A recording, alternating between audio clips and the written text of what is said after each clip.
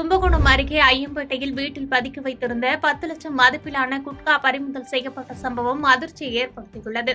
தஞ்சாவூர் மாவட்டம் கும்பகோணம் அருகே ஐயம்பேட்டை பகுதிகளில் ஐயம்பேட்டை போலீசார் ரோந்து பணியில் ஈடுபட்டிருந்தனர்.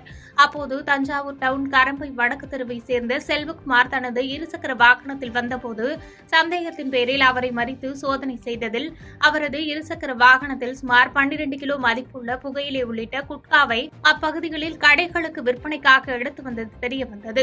அவரை கைது செய்து காவல் நிலையத்தில் போலீசார் விசாரணை மேற்கொண்டனர். பின்னர் அவரது வீட்டில் இருந்து 10 லட்சம் மதிப்புள்ள 480 கிலோ குட்காவை பறிமுதல் செய்த ஐயம்பேட்டை போலீசார் வழக்கு பதிந்து செல்வகுமாரை கைது செய்து நீதிமன்றத்தில் ஆஜர்படுத்தி சிறையில் அடைத்தனர்.